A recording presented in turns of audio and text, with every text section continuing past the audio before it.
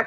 ये जबरदस्त सवाल है, इसे इसलिए जरूरी समझना है क्योंकि ये यूरोपियन यूनियन वर्सेस रशिया की एक टसल को समझाएगा। दूसरी चीज, ये नाटो वर्सेस रशिया की टसल को समझाएगा। लेकिन इस टसलबाजी में यानी कि इस झगड़ालूपंथी के अंदर जिसके बारे में हम बात करेंगे वो है बेलारूस। और बेलारूस और पोलैंड ये सुर्खियों में है। हम बात करते हैं यूरोपियन यूनियन की, नाटो की, लेकिन चर्चा में आ जाता है बेलारूस। क्या है पूरी कहानी, आइए आज हम इसको समझने का प्रयास करते हैं। न्यूज है कि पोलैंड के अंदर हाल ही में लगा दिया गया है इमरजेंसी, यानी आपातकाल की घोषणा हो गई है।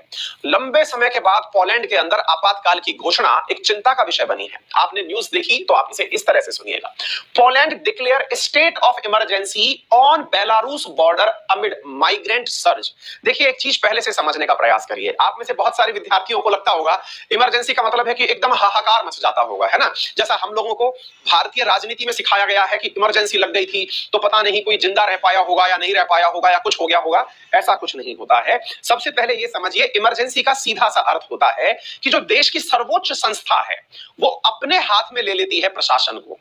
इसका सबसे पहला शाब्दिक अर्थ क्या है कि जो बनी हुई व्यवस्थाएं हैं, जैसे मान लीजिए कि आपने इसको थोड़ा सरल करके समझते हैं ताकि आपके दिमाग में से इस इमरजेंसी शब्द को लेकर के थोड़ी पिक्चर की क्लैरिटी हो। क्योंकि इंडिया में भी हम सुनते हैं कि 3 बार इमरजेंसी लगी तो हमें लगता है पता नहीं उस समय तो शायद पानी भी पीने को नहीं मिला होगा, शायद खाने को भोजन भी नहीं मिला होगा। ऐसा कुछ नहीं है, ध्यान से समझने का प्रयास करिए।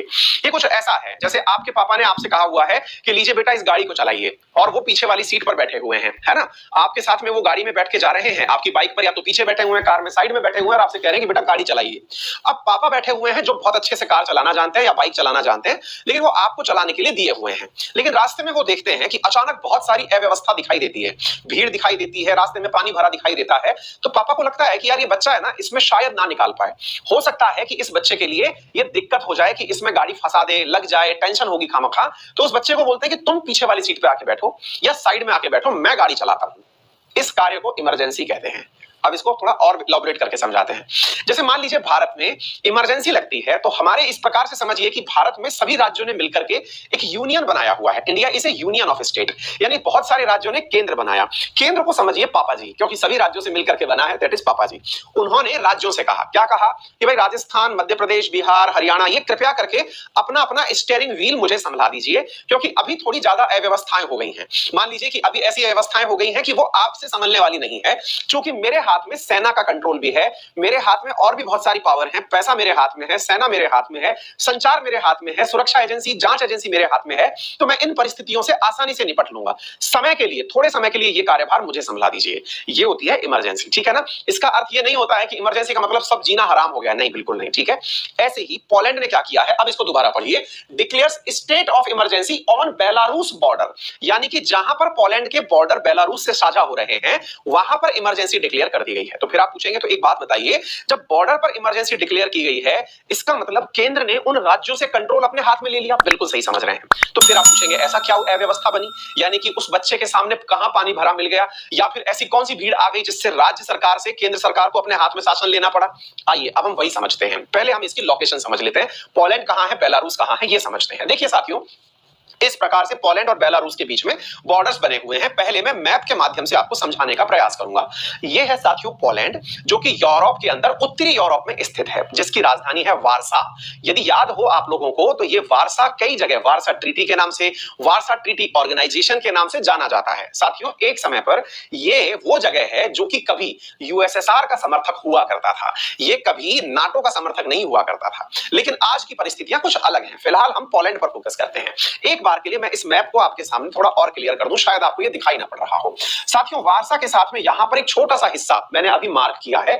मैं आपके सामने थोड़ा सा एक बार के लिए बॉर्डर बना देता हूं ताकि आप लोग इसे आसानी से समझ पाएं, क्योंकि अल्टीमेटली आप इस मैप के माध्यम से बहुत कुछ समझ पाएंगे। मैं थोड़ा सा बस मैप को रीड्रॉ कर देता हूं ताकि आप इस मैप को समझ पाएं। मैंने आपको वारसा के साथ में बॉर्डर बनाते हुए यहां पर कुछ देश दिखा दिए हैं, आप एक बार के लिए इन्हें देखिए, ठीक है। ये देखिए पोलैंड के साथ में बॉर्डर बनाता हुआ यहां पर दिखाई पड़ रहा है जर्मनी, ये तो हुआ जर्मनी, इधर है पोलैंड, और यहां पर देखिए आपको पोलैंड के साथ में दिखाई पड़ रहा है बेलारूस। बेलारूस के साथ में नीचे की तरफ अगर आप दक्षिण में चलते हुए देखें तो दिखाई पड़ता है यूक्रेन, और अगर थोड़ा सा ऊपर की तरफ देखें तो यहां दिखाई पड़ता है रशिया। अगर आपको याद हो मेरे प्यारे साथियों, आपको अगर याद हो तो मैं थोड़ी सी चीजें आपको और याद कराना चाहूंगा। बताइए, यहां पर एक छोटा सा रशिया का क्षेत्र दिखाई पड़ रहा है, शायद आपको भी दिख रहा हो। बेटा इस क्षेत्र का नाम क्या है, कमेंट बॉक्स में बता दीजिए, इस क्षेत्र का नाम क्या है, क्योंकि रशिया का इतना सा क्षेत्र यहां पर भी है, पोलैंड के बिल्कुल सिर पर बैठा हुआ एक छोटा सा हिस्सा है जो बाल्टिक सी में खुलता है। अब विषय चलते हैं चर्चा करने के लिए पोलैंड के बारे में।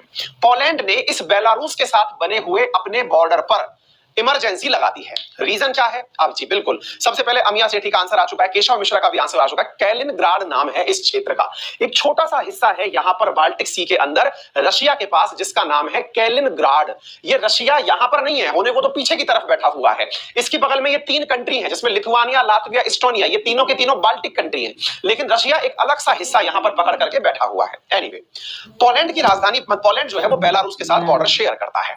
बेलारूस के अंदर साथियों एक व्यक्ति है जिसका शासन चला आ रहा है, जिसके शासन के चलते आसपास के सभी क्षेत्र परेशान हैं। किसका नाम क्या है? Strong man Lukashenko.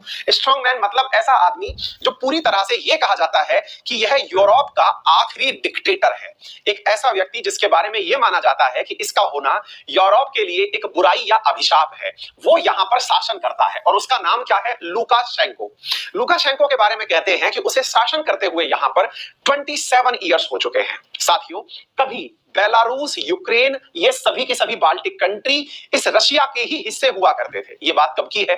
1991 तक की है, जब यूएसएसआर नाम से एक देश हुआ करता था, सोवियत रूस जिसे आप कहते हैं। यूएसएसआर का 1991 के अंदर विघटन हुआ, और उस विघटन के कारण साथियों यहां से ये छोटे छोटे देश निकल करके आए। वो 15 देश बने कुल मिलाकर के, इंक्लूडिंग रशिया। तो रशिया के साथ में जो बॉर्डर शेयर करने वाला बेलारूस है, ये बेलारूस 1991 में जब बन के आया था, उसके 3 साल बाद यानी 1994 के अंदर यहां पर एक राष्ट्रपति बनाता है जिसका नाम होता है लुकाशेंको।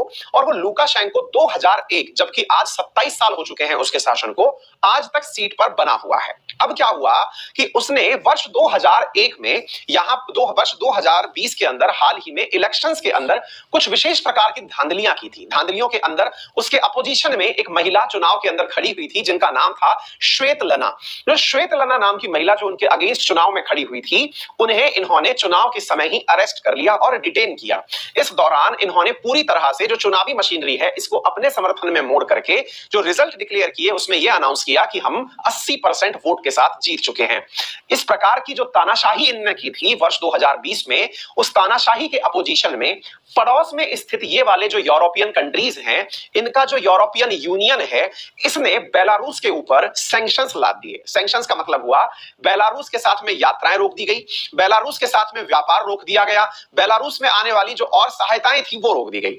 बेलारूस को पूरी तरह समर्थन प्राप्त है व्लादिमीर पुतिन का, यानी कि बेलारूस और रशिया एकदम सगे संबंधी बने हुए आज तक रहते हैं। ऐसी स्थिति में आज जो आप न्यूज पढ़ रहे हैं उसके पीछे क्या कारण है, अब वो सुनिएगा। साथियों, चूंकि 2020 में रशिया ने 2020 में यूरोपियन यूनियन ने और नाटो के सदस्यों ने बेलारूस के ऊपर सैंक्शंस लगा दिए क्योंकि यहां पर डेमोक्रेटिक चीजों का उल्लंघन किया गया था, तो ऐसी स्थिति में लुकाशेंको ने जो आज कदम चला है, वो कदम क्या है कि इसने अपने यहां के लोगों से कहा है कि जो बॉर्डर है उस बॉर्डर को क्रॉस करके पोलैंड में रहने चले जाओ। दोबारा से सुनिएगा, बेलारूस के अंदर लुकाशेंको ने कहा है अपने लोगों से कि बॉर्डर क्रॉस करके पोलैंड में रहने चले जाओ, क्योंकि पोलैंड की सीमाएं जो थी वो बड़ी पोरस थी। पोरस का मतलब इस प्रकार से अगर आप देखें तो इतनी छोटी छोटी फेंसिंग हुआ करती थी जिसे आप देख करके अंदाजा लगा सकते हैं कि ये फेंसिंग लगाने का प्रयास कर रहे हैं। बॉर्डर स्पष्ट रूप से नहीं बना हुआ था, एकदम बिल्कुल व्यवहारिक बॉर्डर था पोलैंड के साथ वारसा का, कोई भी बहुत बड़ा डिस्टेंस नहीं था। इसने क्या किया, लोगों से कहा कि तुम जाओ और जाकर पोलैंड में रहना शुरू कर दो। ऐसा क्यों? बोले जब बेलारूस से बड़ी संख्या में पोलैंड में लोग रहने जाएंगे तो पोलैंड घबरा जाएगा, इतने ज्यादा आ रहे प्रवासियों को हैंडल नहीं कर पाएगा। आप देखिए ये गाड़ियां एंट्री कर रही हैं बेलारूस से निकल करके पोलैंड की तरफ, यहां लोग तंबू बना करके रहने आ गए हैं। तो जब इसके लोग यहां रहने जाएंगे तो पोलैंड हैंडल नहीं कर पाएगा, और जब पोलैंड हैंडल नहीं कर पाएगा तो वो हमसे नेगोशिएशन करने आएगा। यानी इसने कोई सेना का अटैक नहीं किया। लुकाशेंको जो स्ट्रॉन्ग मैन है, इसने क्या किया, इसने पड़ोसी राज्यों के अंदर अपने लोग घुसा दिए कि जाओ पोलैंड के अंदर घुस घुस जाओ, यहां पर देखिए और आप फिर इस न्यूज को पढ़िए क्या लिखा हुआ है। माइग्रेंट सर्ज, प्रवासी लोगों के आने के कारण, यहां पर आप देख रहे हैं कि इस बच्चे को देख करके आप अंदाजा लगा सकते हैं, इस तस्वीर को शायद मैं जूम करके भी दिखाऊं तो आप और अच्छे से पहचान लेंगे कि इस भाई के दिमाग पर कतई टेंशन नहीं है। ये प्रवासी आदमी है, बड़ा स्माइल कर रहा है। क्यों? बेलारूस से आया है, इंटेंशनली भेजा गया है कि जाओ बस जाओ वहां जाके। इसके कारण इस पर प्रेशर क्रिएट किया जाए। किस पर? पोलैंड पर। किस बात का प्रेशर क्रिएट किया जाए? पोलैंड पर प्रेशर क्रिएट किया जाए कि वो हमारे ऊपर लगे हुए सैंक्शंस को हटाने में मदद करे। गजब ही चल रहा है। तो साथियों, पोलैंड ने स्टेट इमरजेंसी क्यों लगाई, मैंने कारण बता दिया। बेलारूस ने क्या किया, मैंने वो बता दिया। पोलैंड के ऊपर ये प्रवासियों का जो इंसर्ज किया गया है वो इसलिए किया गया है ताकि ये यूरोपियन यूनियन से कह करके यहां से प्रवासियों को तो रुकवाए और सैंक्शंस भी हटवाए। वाह भैया, कमाल ही कर दिया है आपने। तो उम्मीद है आपको ये सारी बातें समझ में आ गई होंगी। अगर आप ग्लोब पर देखते हैं तो घटना है इस जगह की जहां पर आप पूरी तरह से देख रहे हैं कि एक तरफ पोलैंड है और एक तरफ बेलारूस है। स्टेट ऑफ इमरजेंसी डिक्लेयर की गई है क्योंकि इलीगल माइग्रेशन ऑन मतलब जो है यहां पर एक ग्लोबल प्रॉब्लम बनकर के निकल के आ रहा है। पोलैंड की राजधानी वार्सा है जहां का जीवन स्तर बहुत अच्छा है, लोग यहां पर रहने जाना चाहते हैं और साथियों इसी कारण से ये सारा काम हो रहा है क्योंकि वर्तमान में जो यूरोपियन यूनियन है उसके 27 सदस्यों में से पोलैंड एक देश के रूप में शामिल है। ये है भैया एकदम स्ट्रॉन्ग मैन बेलारूस। बेलारूस के राष्ट्रपति जिनका नाम है अलेक्जेंडर लुकाशेंको, जो भैया 27 साल से लगातार राष्ट्रपति बने हुए हैं। उम्मीद है आप सभी साथियों को ये बात समझ में आ गई होगी। ये सारी बातें इसलिए महत्वपूर्ण है क्योंकि यूरोपियन यूनियन ने ही जो इलेक्शन डिस्प्यूट यहां हुए थे बेलारूस के अंदर उसमें सैंक्शंस लगाने की बात की थी और उन सैंक्शंस के कारण लुकाशेंको को थोड़ा ग्लोबल इमेज में नुकसान हुआ और ऐसी स्थिति में इन्होंने ये सारा कार्य किया है। आपको याद होगा मैंने कुछ दिन पहले भी आपको माइग्रेशन के बारे में एक सवाल पढ़ाया था जिसमें मैंने आपसे कहा था कि टर्की से ग्रीस के अंदर माइग्रेंट जा रहे हैं। यदि याद हो तो जरा ध्यान से याद रखिएगा। ध्यान होगा आप लोगों को कि माइग्रेशन में जितनी भी जगह आप सुन रहे हैं वहां पर यूरोप में एंट्री करने के लिए जबरदस्त लड़ाई मची हुई है। इसी पर एक सवाल मैं आपके सामने दे रहा हूं, आज इसका अभ्यास करके आंसर लिखिएगा। Critically comment on the agreement that the European Union has struck with Turkey to stem the flow of thousands mostly Syrian migrants and refugees on its shores।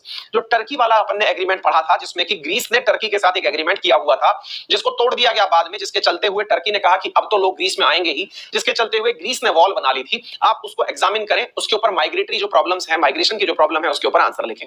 Critical examine का मतलब होता है कि आप आलोचनात्मक विवेचन करें। आलोचनात्मक विवेचन का मतलब ये नहीं होता है कि आप बुराई करें, इसका मतलब ये होता है कि आप बुराइयों को उजागर करें लेकिन समाधान भी बताएं।